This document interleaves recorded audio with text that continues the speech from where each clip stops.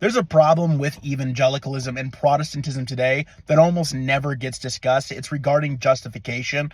If you're an evangelical or a Protestant, you have to kind of be on a slider that is at least not in the middle, but closer to one camp or the other on justification, on being either way too strict on who's saved or being way too loose on who's saved. And the slider being all the way to being too loose is going to be like your progressive Christians and like your universalists and stuff like that, which I know most Christians are not. And then the slider the other way has to go all the way over to fundamentalism. Now, I used to be a fundamentalist, and I've heard people say things like, if you think that baptism saves you, like the way Catholics do, or Lutherans, or Anglicans, or Church of Christ, then you're not saved. You've officially put your trust in something that isn't Jesus.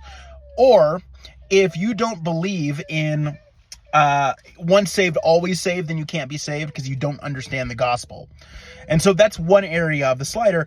And then all the way on the other way is just basically admitting anybody who has any level of faith in Jesus Christ is going to make it to heaven, and probably most people who don't.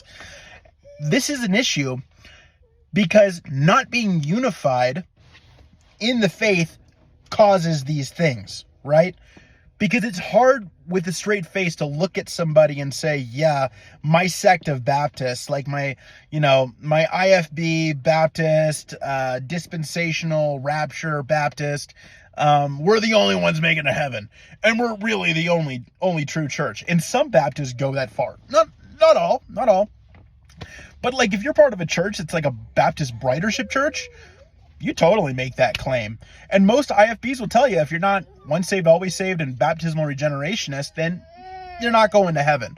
And that's a massive problem. And this is one of the beautiful things about being in the true church, the Catholic Church, is that you don't have to do that. You can trust people to God's mercy who are outside of the Catholic faith and still recognize that if you don't have access to the instruments of grace God has given you within the church, then you can't be saved.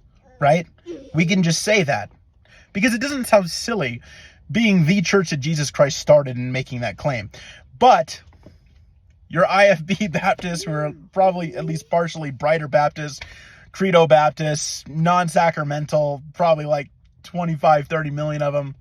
We're the only true church. Everyone else is going to hell. That sounds ridiculous. So, convert.